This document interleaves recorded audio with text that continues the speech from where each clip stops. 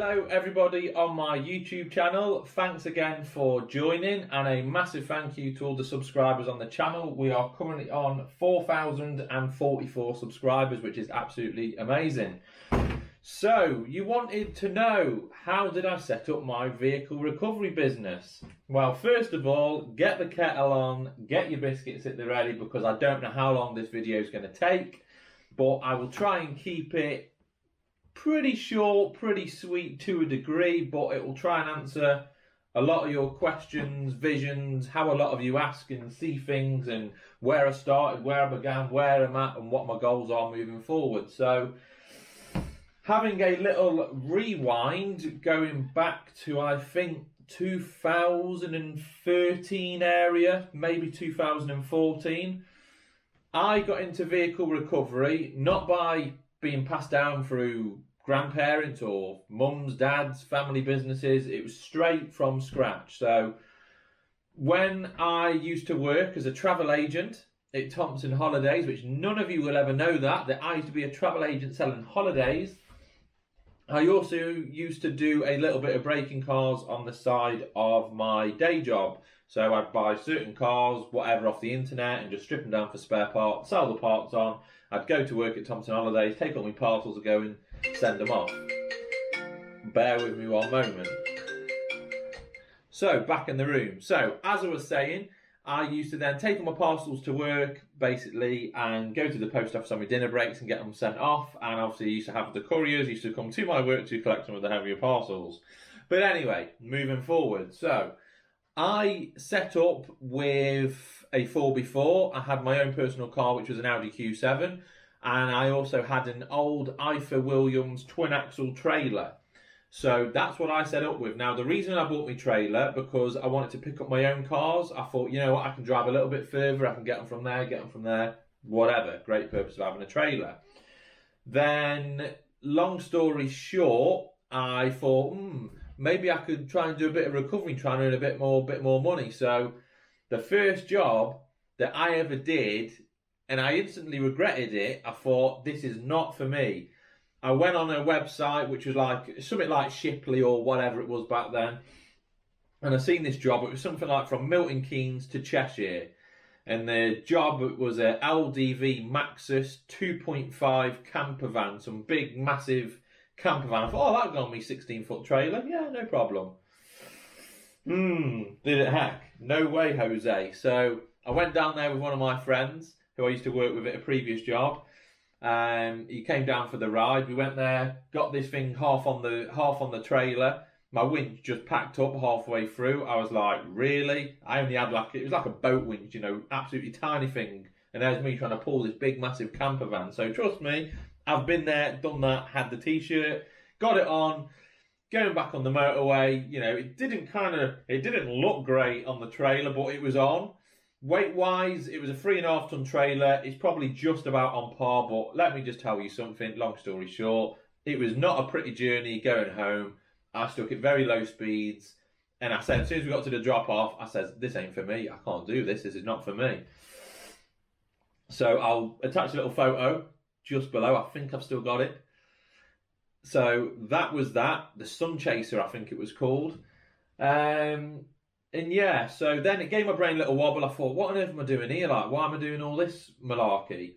So then moving forwards, I thought, I started picking up a lot more vehicles. I started picking up vehicles for me. Then I started picking up vehicles for friends. Then the more I thought, in my particular town, there was no small, independent, and this is the important part, reliable 24-hour breakdown businesses in this area. So I went out. I bought a Ford Transit recovery truck. Again, reasons being, having a trailer, having to reverse and going down certain one-way streets or tight places, having to turn around or take your truck. Too much messing about. So I thought, I'll get a recovery truck. I can just put them straight on, go to the place, drop them straight off. Job's a good one. That was that. And it had a great looking bed on it. It looked fantastic. I think it was like 15.5 foot. It was steel. I thought, oh, it's going to be super strong and great. So then I was getting new into this recovery side of things. So I took a little trip down to Vosa at the time in Stafford, where I'm based. Put it on their scales, he says, you're not going to do anything with that. I was like, what do you mean? I've picked up a few cars, it's good. You're not going to pick anything up on that. He said, you want to get a new bike? I said, what do you mean put a new bike? I've just paid for like £4.5 grand for this vehicle. Look at this, come here. And it weighed like, I don't know what it weighed. It was heavy, okay? It was heavier than my crew cab transit that I've got, the tilt and slide. So that was it. That venture just suddenly went zoop, down there. I thought, right, now I need to change the bed on the vehicle.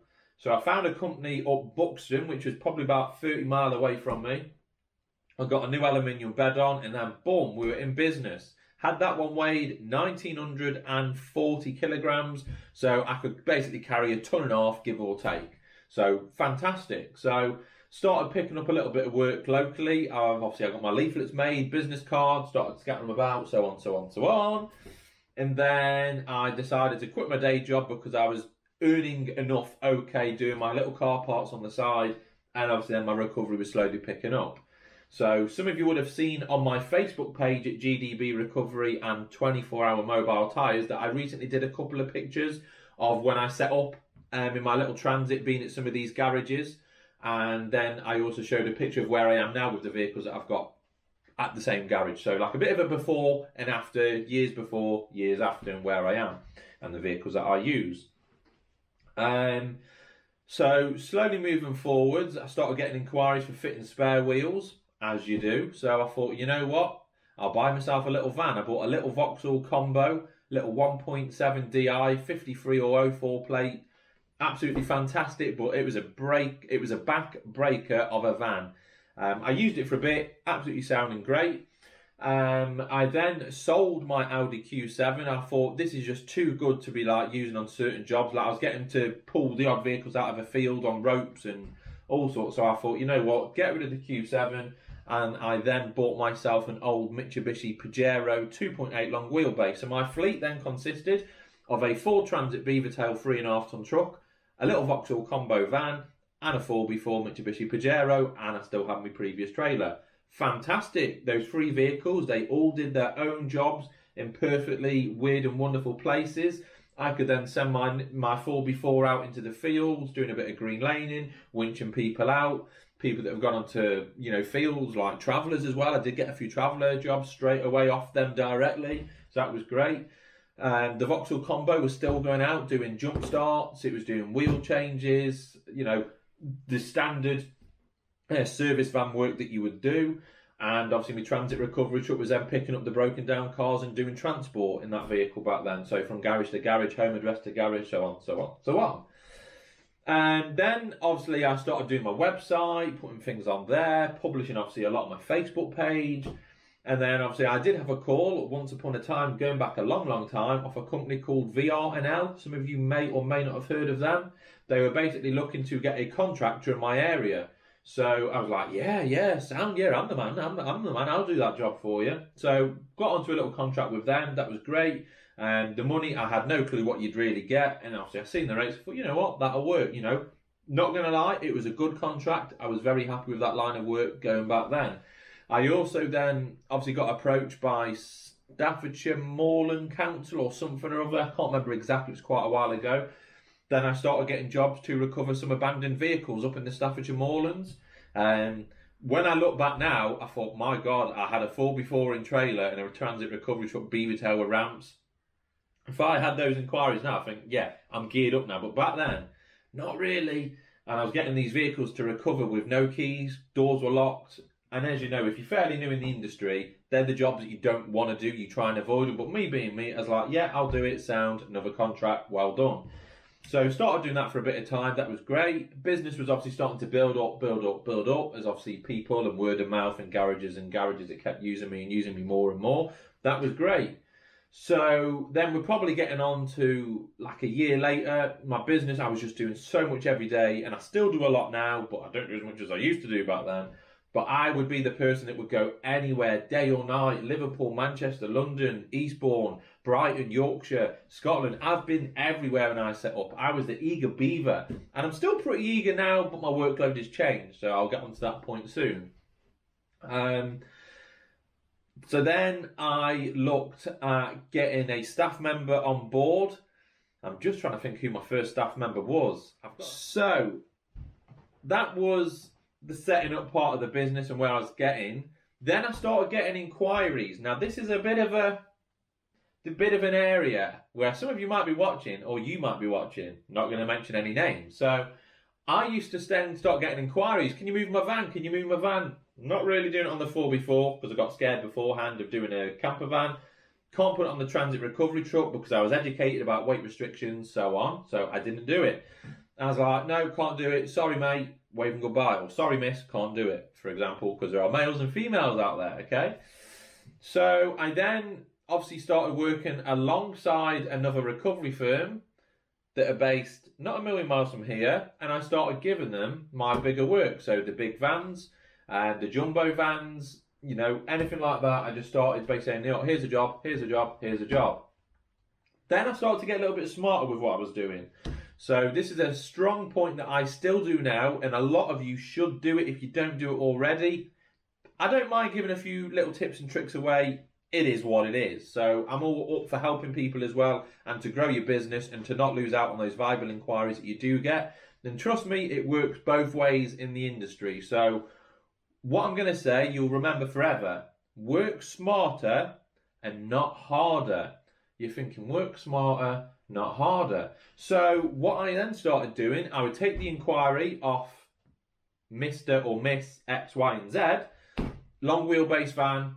I wrote it all down, took the details. Okay, it's this vehicle. Is it loaded? Is it overloaded? Is it, you know, on the border? What's it loaded with? Then, is it able to roll and steer? Why do you ask that? Well, need to know if I'm going to sub the job out. Yes, it rolls, it steers for a loading and unloading purpose. How many passengers? Hold the line. GDB recovery. Oh, hello, mate. I don't know if you can help me or not. I've got a truck in Oswestry when flashing beacons have stopped working. Is that something you do or not? So you've got a vehicle in Oswestry and the beacons have stopped working. That's it, yeah. Little bit of a different one. So unfortunately that inquiry was not what I was expecting. He said it was a vehicle and it needed assistance, but it was just a beacon that's not working. I'll be honest, as much as I'm saying work smarter, not harder, but I don't know any auto electricians or someone I can sub out in Oswestry. Yes, I know how to do beacons and wire up myself, but this is where you can then diversify or divert, I don't know which the word is, but you can move away from your main core job and start doing other things, like you might start then fitting brakes, discs, pads. That's not me. I have to stick with what I'm good at and what I do best. Accidents, breakdowns and mobile tyres. Some of you might disagree, but that's what I do for a living. So if you then start, so here's it, okay, on me work, let me go back to my working smarter, not harder, just to finish that point off, because I'm getting sidetracked. So I then used to basically subcontract my bigger work out of the long wheelbase vans, jumbos, stuff that I couldn't do in-house. I would sub it out and I'd charge a drink. I'd basically put a little admin fee on. Not going to tell you how much it might be. It could be a lot, could be a little. But whatever you feel, if you can put a little admin fee on for doing the process and taking the inquiry, trying the other firm, paying them the money, so on. You see where I'm coming at? Working smarter, not harder. So that's what I used to do until I got bent over quite a lot. And then I still subcontract work out now. So as you've seen on some of these previous YouTube videos and the Facebook page, I will often put an inquiry on my website. Somebody like last night, I had a job in Newark. Yes, I can get there in about an hour and 45 minutes, but it was an RTC and it needed to go to Leicester. Luckily, I posted a few little bits online. I found a guy who was more than willing to help and he gave me a good quote. I still had a little bit of meat on the bone as such, so I still had a little bit of profit in it. And I subbed out the job and he was there in about 40 minutes, which was absolutely fantastic. Better than me with a roughly a 2-hour ETA at an RTC at the roadside. So let that sink in. That doesn't mean that you're going to start losing work, gaining work, whatever. You can do it any way. So I might get a job off one of you on the YouTube channel. You know what? Greg's good for a motorhome in Stafford. I might sub the job to him. I'll give my customer a quote and I'll put a drink on. If you want to do it, great. Vice versa. So if you're anywhere generally Midlands, you know, it's generally as far as Newark, Nottingham, Derby, Coventry, Birmingham, Walsall, Wolverhampton, Shrewsbury, Newtown, Wales, feel free to drop me a little inbox on Facebook, which is GDB Recovery and 24-hour mobile tyres, and I will put you in my book. I've got a special book, and that's got a load of people's names, numbers, companies, and what vehicles and sizes that people can recover. So I often refer to my little booklet when I do get jobs out of area, because I'm trying to work smarter and not harder. Why burn myself out for driving on that job for 2 hours, 45 minutes down to Leicester, and the hour and a half home? It's nearly 4 hours I'd lose out on my mobile tyre jobs, any local accidents, any local breakdowns. So really, really, I think it's a great thing working smarter, not harder. So, moving forwards, I then bought a little Boniface T35 tilt and slide recovery truck off a company that I used to do work with and work for. And then I took on a first staff member, which was going back to when I used to when I used to live at my old house. And again, it helped me out a lot. I was able to get through the jobs a little bit better and faster. I didn't have as much stress. It was great. Then work was getting even more, because as you know, when you've got a staff member, you will do anything to make sure they've got a job to do. So like my prices kind of went a little bit down to make sure that I was getting the jobs, because it's important to get them jobs and you've got staff. Not all staff out there will understand how hard it is to keep them in a job in this recovery industry. It's a hard industry. I aren't going to say it aren't, because it is a very hard industry. So a lot of you business owners out there, you know what I'm talking about. Getting the staff in a job, to keep them in a job, to pay their wage. It's a hard job in this industry. That's that. My company at the time, it was growing like wildfire. It was just going from one thing to the next extreme. Word of mouth was great. The garages were great. And I still do work for these garages now. I was then getting more contracts. I was then obviously looking at taking on another staff member when I was still working at home. Obviously, another thing not to forget, you've got obviously your insurances. That's a massive thing, is insurance. Like, you've got to have the correct motor trade policy. You've got to make sure that they're aware that you're doing breakdown and recovery, mobile tyres, transport, accidents, working on motorways, employers' liability, public liability, goods in transit. That is really the hardest part of it, was all the insurance. My God, it was expensive. But it did pay off when I started getting the contractors. Can you send me proof of your insurance for this, this, this? Luckily, I paid for it. I had the right insurance in place. It got me the work that I needed. Rather than insuring that transit as a panel van, and it ain't a panel van, it's a recovery truck. A lot of people do it. Ain't worth the risk. And I've always been based in the same town as Vosa. So it's always important to try and do everything in the best line of rules, practice, so on, okay? So going forwards, I had a couple of staff. I was trading from home. Well, let me just rephrase that. I was not trading at home. It's just where the staff came. I had recovery trucks on my drive and our workers on the roadside. A lot of you probably had this already, or it might have just been me being GDB.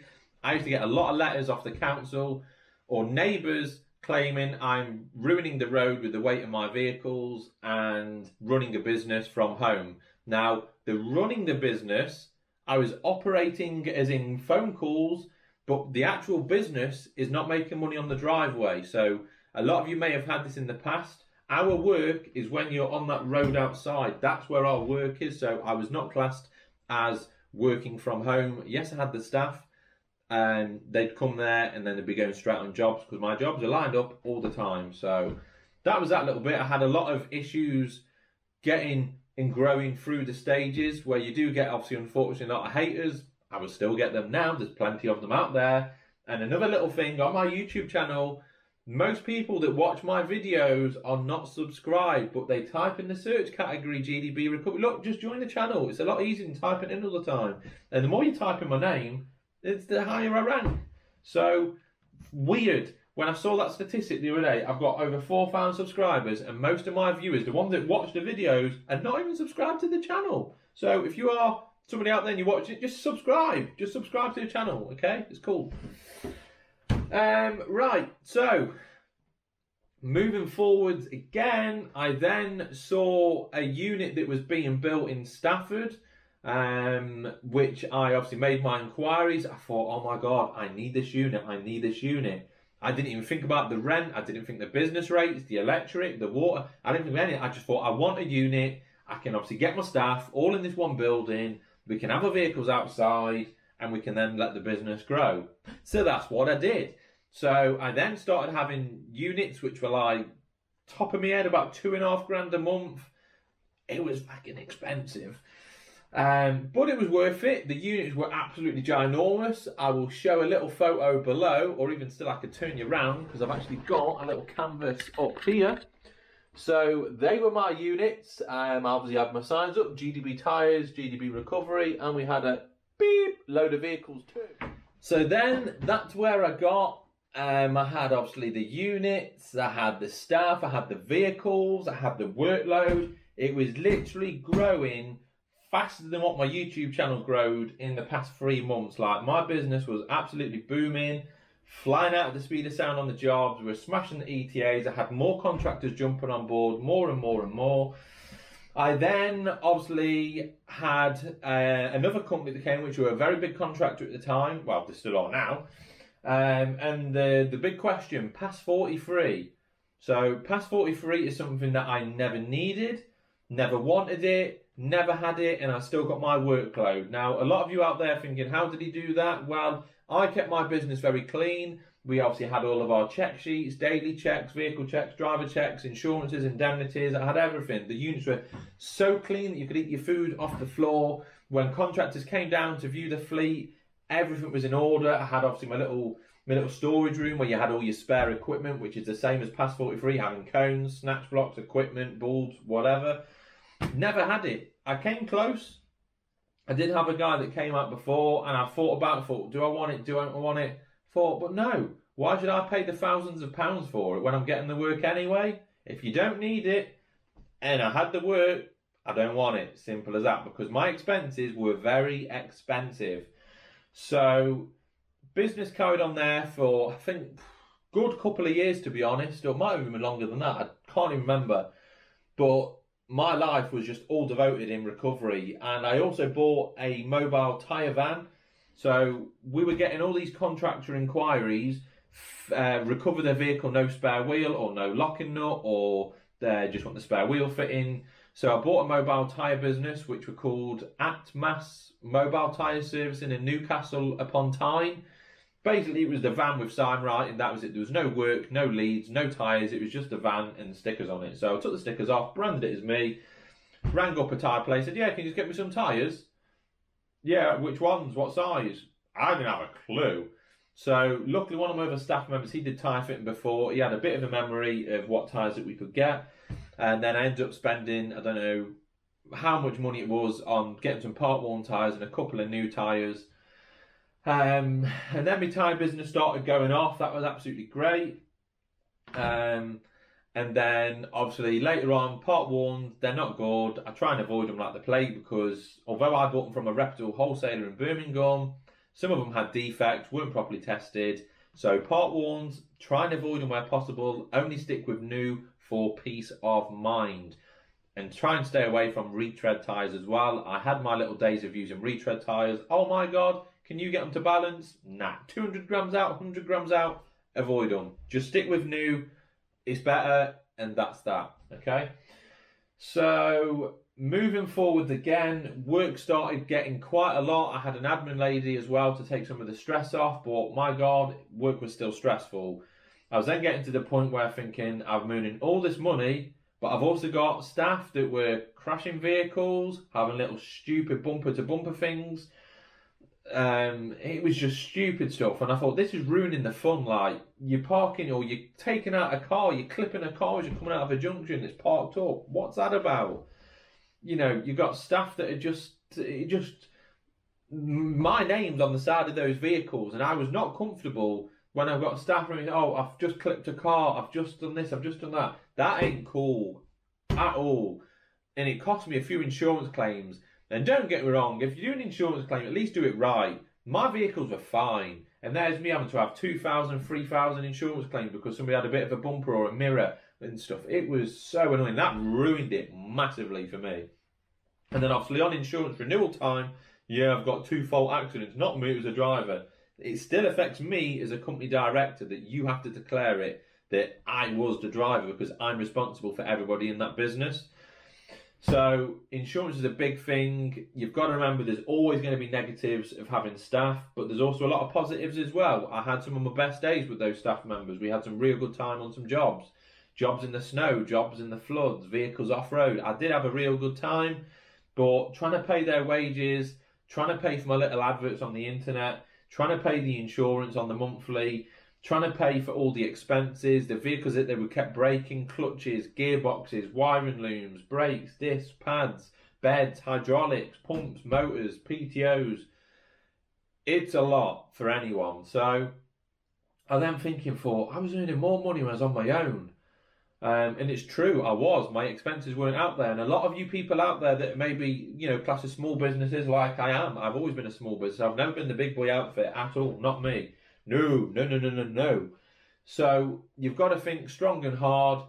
Is this right for me that I want to grow, get all these multiple trucks, get HGVs? I got a HGV then, for winch out and stuff. The maintenance on it, again, prices are through the roof. Just really got to think what your ambitions are. But when you're on that power train, you think, I've got all this work. Yeah, I do work for them. I'm there. I've got fucking 6-7 vehicles on tracker all around the globe. Yeah, it's a good feeling. But it's paying them bills. It was hard. It was tough. I was not making as much money as I thought I was. So I then decided to kind of take a little bit of a step back. A lot of people said, oh, Greg's gone bump, Greg's done this, Greg's done that. I didn't. My brain was getting very, very, I don't know, it was very mentally draining. So it was hard, it was tough, and it was a big decision to start winding down the business. So I started letting the staff slowly trickle out on their own back, slowly getting rid of the trucks, getting a bit of notice what I'm doing, because I was not in a good place. Like, as much as you're doing X amount per day, X amount a month, paying your expenses, I never not missed a payment once in my life of paying staff. So I've always did my best to make sure they were paid on time. But my brain was getting too much. I was hurt, I was upset, thinking, what on earth is all this that I've got myself into? And it does affect your mental health a lot. I'm not going to go into a big, deep part of that, but it played a major part in my brain. I thought, what am I doing? I had no social life. I couldn't maintain a relationship. It was just not good at all. So I then knocked it all on the head. Just as I was winding down the units and all of that, I then lost my grandfather, like literally on the last month of winding down my unit, where I was going to go back to my granddad's house and start, doing a little bit there where I used to keep my vehicles, keep my trailers, so on. So again, that was just a massive, massive thing then, just ruined me completely. So I had a little bit of a downtime, and yeah, it was just tough. Like, it was major tough when you lose someone so close. It was tough. So I went back on my own as a little one-man band. I obviously still did work for contractors. Hold the line.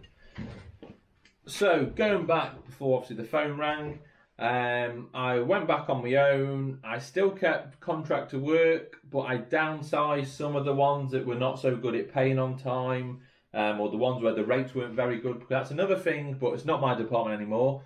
So the rates were not great, and sometimes you'd have to run 1,000,000 miles for not a lot of money, and then obviously trying to get paid off some of them, which might take 30 days, 60 days, so on. Not good. So I started knocking off some of these contractors, getting rid of them, and just going back to the core, really, which was just me, just going back to that one-man band. So I did that, took a little bit of adjusting for quite a bit of time, but then I started to have that bit of a social life.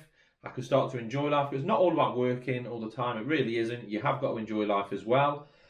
But obviously, I was a person that I do enjoy working. Don't get me wrong, I am a workaholic. I do enjoy my job now more than I ever did before. So I went back on my own, got rid of obviously a lot of the vehicles, and I bought myself a brand new Fiat Ducato tilt and slide, which was by a company that I don't use anymore. Absolutely brilliant. I ordered the truck, had it built, I thought it was the best thing since sliced bread. I finally bought myself a brand new vehicle, come on my own. I never got new vehicles when I had staff, because they just don't treat them like it's their own. They would use it and abuse it. Not all staff, but some, they just don't care. Okay, so got myself a brand new Fiat Ducato tilt and slide. It was great. Had the vehicle for about 3-4 months at home. Woke up one morning and it was stolen. Well, let me rephrase. It was gone. I thought, did I leave it at my old man's house or whatever? It was stolen, it was gone. I was absolutely peed off. I checked my cameras back, seen it all happen, rang the police. Is it insured? Yeah, obviously. Yeah, speak to your insurance. That was it. So I didn't get any hire vehicle, I didn't get a courtesy vehicle. I had no payout for absolutely ages, lost out on the insurance, I lost out on the big excess. It was a wounder. I was absolutely gutted that I had these people on camera. You know, being a fairly unique tilt and slide, it was new, and the police did absolute all. So I was not happy about that. That was again a major setback, like majorly. My insurance then went up even more because don't forget I had the staff that had the issues. I had about 3 insurance claims. And then having to claim for a vehicle being stolen and proving that it was stolen. So I had to send them cameras, send them both keys for the vehicle, all sorts. So that was a major blow. Just as I started to enjoy myself and life, and another setback. So it does happen. I then obviously started to recover mentally and physically and emotionally from that. I then thought, obviously, again, sorry, just winding back a little bit. Obviously, I had staff that were class 2, class 1, whatever, for driving my bigger vehicles at the time. But obviously, I didn't have the license back then. So I then turned this big negative, which was having my vehicle stolen, into a positive by getting my license done. So I then got my class 2, and that was it, done and dusted. Away we go again. So if you do get these setbacks, you have to try and turn the negatives into a positive. It affected me for quite a bit, but then I thought, no. Why would you want to pay 35 grand for a 3.5 ton truck when you can get a 7.5 ton, 18 ton, whatever truck for a lot less on the money? Second hand, of course, used. And that's what I did. So I did my test, absolutely buzzing, good as gold. Moving forwards, I was then on my own. Obviously, I got a replacement vehicle later on, and just went back to the sheer basics, really. How can I word it? Let me start this clip again. So then obviously I was back on my own, got another obviously replacement vehicle, and just basically carried on doing my thing, really. And then I just had a little bit of a brainstorm of what vehicles that I should have, shouldn't have. And yeah, I just went sheerly back to the basics. I went back to just one mobile tyre van. I think I had a little 4x4 with a trailer. And that was it for a while. And then obviously I slowly got hold of the Nissan Navara Spec Lift. That's obviously a totally different story for a totally different day, not today. But then I got that, and yeah, just continued to grow really, and had better security on everything. I had steering locks, wheel locks, immobilizers, trackers, everything really. And all you can do is protect yourself as best as you can. But I've always said if somebody wants something, they will take it no matter how good your security is. But all you can do is try your best to secure your vehicles day and night. That's it. So where am I now? So at the minute, I've got one lad on my insurance that used to work for me before when I had the unit. He's absolutely great. He does a little bit on the weekends for me, a little bit in the week here and there. Absolutely fine. Takes the pressure off me. Vehicle-wise, I'm going to go into a little fleet tour soon. So again, I'm in a good place now with my home, my family, my life, my partner, obviously the kids, little one, and the one that is on the way as well. So I'm in a real good place now. I've got me vehicles that I'm extremely happy with. Yes, it might seem that I've got a lot of vehicles for just me and one other lad, but I always believe in having backup vehicles as well if you can afford it. So mobile tyre van, I had one. I bought a second to have as backup, and obviously for Danny.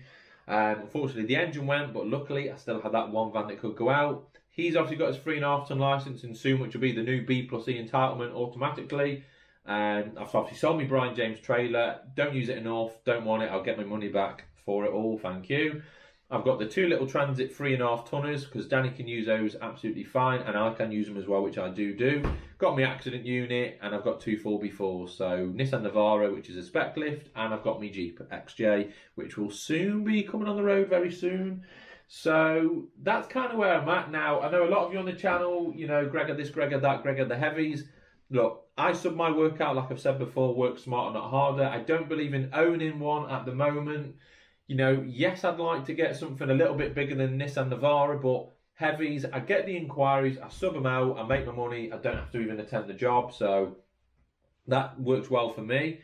It's just if you don't need it and you don't get your inquiries enough, don't have it. They take up a lot of space, a lot of maintenance, the tyres, the fuel, the insurances, your tax. There's just 1,000 factors, your hydraulics. There's having a heavy, my God, there's a lot of maintenance and I don't need it and don't want it. That's that. So I'm in a good place right now. I don't do any contractor work. I do absolutely zero. I don't work for any motoring organisation. So that was a big thing, saying no to them all, because I was then on my own. I don't need to run around for the 30, 35, 40, 45, 50 pound jobs. I don't need to do it. Some of them said, oh, please, please, please, you know, beg, tried. They still call me now. I don't want to do the contractor work. I look after my independent customers. And I look after my garage customers, the ones that helped me set up from day one. I'm back in that position, and I just deal with the general member of the public. When they're in most need, I will do the job. As you know, a lot of people set up their businesses in different ways where they want to do all the club work. I'll be very honest, yes, there are a very few good clubs out there, but the majority of human recovery firms are busy fools. I'm sorry to use that as bad terminology or bad wording, but a lot of people are busy fools. You know what I'm talking about. You do this work for nothing. You're running around in 7.5 tons, 12 tons, recovering big vans for 40, 50 quid.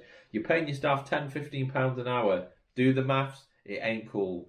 But some of you are too far in, too deep to sometimes maybe get out of it. But I was fortunate enough to jump out of that boat when it was sailing at the right time before my boat sank. So I did something about it. And yeah, don't work with any contractors anymore. Just garages and my trade customers and my general public customers. That's it. So some of you say, you're still growing, do you want to get a police contract, all that? No, no, no. I don't want to grow it anymore. I am happy at the size I'm at now. You know, I might get sometimes as little as 2-3 jobs a day. Obviously on the weekends or some good days, I can be averaging about 10 jobs a day. I'm fine with those numbers. Absolutely great. And I've got Danny on board who does help me out, obviously where he needs to as well. So I'm absolutely fine at this size. I can still have a social life. I can still go out and do things with the family. I can still go out on my jobs. It's just real good where I'm at now size-wise. So I don't want to grow any bigger and I don't want to go any smaller. I'm just happy at where I'm at. And it's all about getting that work-life balance, knowing your workload, and just knowing where you're happy to have that balance of work, pleasure and social. So that's kind of where I'm at. It's took me a while to make this video. It's hard thinking back of all the things that I've done, where I've been. My memory bank is full. I've got so much I can put into the video, but I don't know how long we've been going on for now. And I'm the one that's got to edit it. So, you know, there's a lot to do and a lot to digest. So I hope you all enjoyed it. That's kind of where I was at, where I am now. I may well make a video of how to set up a vehicle recovery business. If that's something you want, maybe. Let me know in the comments below your thoughts. And yeah, I think it is a thing, to be fair, thinking back. A lot of you have said, how did you set up? Well, this is how I set up, but how to set up, again, is a totally different video and a different story. So if you want it, just let me know and I'll tell you how you could try and set it up. I'm not saying I'm the best thing ever out there, but I've got a good knowledge and I've been through a lot of SHIT from where I was into where I got now. So I'm happy to help. I'm always happy to help. I do get a lot of calls off people on YouTube as well. I don't mind talking, giving advice, but please remember, I am not the law and I'm not above the law. I will try and give you my best guidance, but there are a lot of other websites and links out there that will tell you more than I can. So always check with your local authorities with what you can and can't do. And yeah, that's about it really, guys. So I hope you enjoyed the little story about GDB. If you do like what you see on this channel, please make sure to like and subscribe to my YouTube channel. I do enjoy uploading my content and watching it back and seeing a lot of your inputs and reactions, the good and the bad. So yeah, pretty cool. I think that's kind of a wrap for now, guys and girls. So yeah, is what it is. Hope you enjoyed it. If you didn't, is what it is. Thanks for watching. I'll see you again soon. I look forward to reading your comments. And again, just thanks for being part of the channel and thanks for being here with me on this little journey of my YouTube internet life. And yeah, thank you very much. I'll see you on the next one. Over and out. Yay!